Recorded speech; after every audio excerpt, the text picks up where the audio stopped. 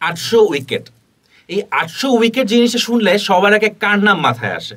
সেটা হচ্ছে মুত্তিয়া মুরলীধরন, যার অভিষেক হয়েছিল 1995 সালে। কিন্তু আপনি জানেন মুত্তিয়া মুরলীধরনের এই অভিষেকের পরে তার ক্যারিয়ার এতটুক এসে 800 উইকেট নেওয়ার পিছনে আরো একটি মানুষের অবদান আছে, যার অবদানের কথা নিয়ে আজকে আমরা কথা বলবো। কথা বলছিলাম ক্যাপ্টেন অর্জুনা রানাতুঙ্গার কথা। 1995 সালে মুত্তিয়া মুরলীধরনের যখন অভিষেক হয়, তার অভিষেক হওয়ার পরে তার বোলিং অ্যাকশন নিয়ে অনেক রকম কথাবার্তা হয়। তখনকার দিনে অস্ট্রেলিয়ার সাথে একটি ম্যাচে মুত্তিয়া মুরলীধরনের বোলিং অ্যাকশনের জন্য তাকে নো বল দেওয়া হচ্ছিল, এন্ড বলা হচ্ছিল মুত্তিয়া মুরলীধরন চাক বল করছে, অর্থাৎ একটা বোলিং করার সময় আইসিসি নিয়ম অনুযায়ী কোনো বোলার হাত ভাঙতে পারবে না, but according to umpire Muralitharan off break bowling করার সময় হাত ভাঙছিল, যেটার কারণে বারবার নো বল আসছিল। এটা ছিল আম্পায়ার ড্যারেল হেয়ারের কথা। সেই দিন ম্যাচের পরে শ্রীলঙ্কান প্লেয়াররা আম্পায়ারের সাথে বসতে চেয়েছিল। তারা চেয়েছিল আম্পায়ারের সাথে বসে অ্যাকচুয়ালি প্রবলেমটা কোন জায়গাতে হচ্ছে সেই জায়গাটা তারা বুঝে নিবে। আইসিসির কোনো সমস্যা ছিল না এখানে, কিন্তু সমস্যাটা দেখিয়েছিল অস্ট্রেলিয়ান ক্রিকেট বোর্ড। কেন জানেন? কারণ ঠিক সেই সময়ে শেন ওয়ার্ন নামের একজন বোলার অস্ট্রেলিয়াতে তখন অ্যাক্টিভ ছিল, অ্যান্ড এখানে শেন ওয়ার্নের মেইন প্রতিদ্বন্দ্বী হিসেবে দেখা যাচ্ছিল মুত্তিয়া মুরলীধরনকে। আম্পায়ার ড্যারেল হেয়ারের গল্পটা এখানেই শেষ। তারপরে আসে আম্পায়ার রস এমারসনের গল্প।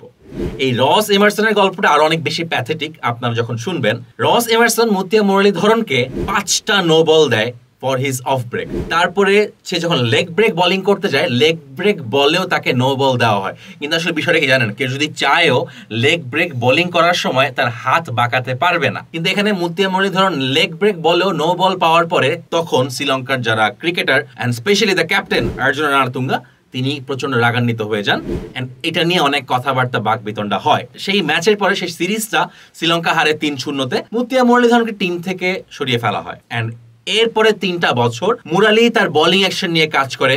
আইসিসি খুব ক্লোজ থেকে মুরালির বোলিং অ্যাকশন ইনভেস্টিগেট করে, এন্ড তারপরে 3 বছর পরে মুরালি আবার খেলার মাঠে ফিরে আসে। এন্ড এইবার ম্যাচটা ছিল শ্রীলঙ্কা ভার্সেস ইংল্যান্ড। সেটি ছিল একটি ট্রাই নেশন সিরিজ। এই ট্রাই নেশন সিরিজে সারপ্রাইজিংলি আবারও আম্পায়ার ছিলেন রস এমারসন, এবং রস এমারসন এখানে আবারও ঠিক একই কারণে নো বলটা ডাকে। কিন্তু এতদিন কিন্তু মুরলীধরন আইসিসির সাথে বসে তাদের বোর্ডের সংশ্লিষ্ট কর্মকর্তাদের সাথে বসে সবকিছু ঠিক করে নেয়, বাট আবারও যখন নো বল ডাকা হয়, এবার অর্জুনা রানাতুঙ্গা খেপে যান। অর্জুনা রানাতুঙ্গা খেপে এসে আম্পায়ারের সাথে কথা বলেন, নানা রকম বাক বিতণ্ডা হয়, এন্ড সারপ্রাইজিংলি অর্জুনা রানাতুঙ্গা ঠিক সেই সময় তার পুরো টিম নিয়ে মাঠ ত্যাগ করে। 12 মিনিটের জন্য সেদিন খেলা স্টপ থাকে। তখন অস্ট্রেলিয়ান ক্রিকেট বোর্ড এবং শ্রীলঙ্কান ক্রিকেট বোর্ড একজন আরেকজনের সাথে কথা বলে, নানা রকম বিশ্লেষণ করে, এন্ড পরিশেষে একটা সিদ্ধান্ত নেওয়া হয় মুরলীধরন কোন রকম অফ ব্রেক বোলিং করবে না। মুরলীধরন যদি বোলিং করতে হয়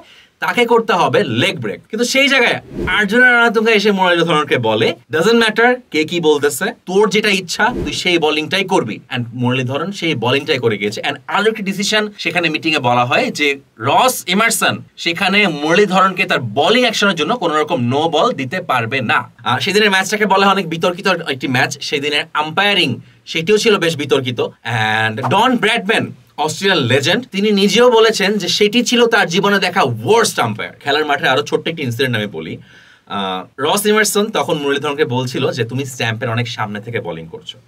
তখন অর্জুনা রানাতুঙ্গা স্টেপ আপ করে আম্পায়ারকে বলেন যে আম্পায়ার, আপনার কাজ এখানে আম্পায়ারিং করা, এন্ড আমি ক্যাপ্টেন, আমার কাজ এখানে ক্যাপ্টেন্সি করা, আমার প্লেয়ারদেরকে দেখা। তো আমার প্লেয়ার কোথা থেকে বোলিং করবে সেটা আপনার সমস্যা হওয়া উচিত না। আপনি এখানে যে কাজটি করতে এসেছেন আপনি সেই কাজটিই করুন।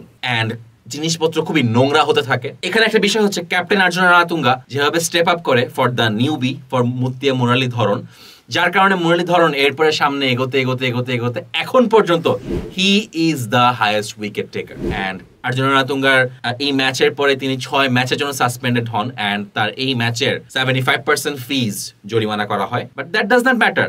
হোয়াট ম্যাটার্স ইজ মুত্তিয়া মুরলীধরনের ক্যারিয়ারটা বেঁচে যায়, এন্ড তিনি এরপর সামনে এগিয়ে যান, and he is one of the most successful bowler in the cricket history.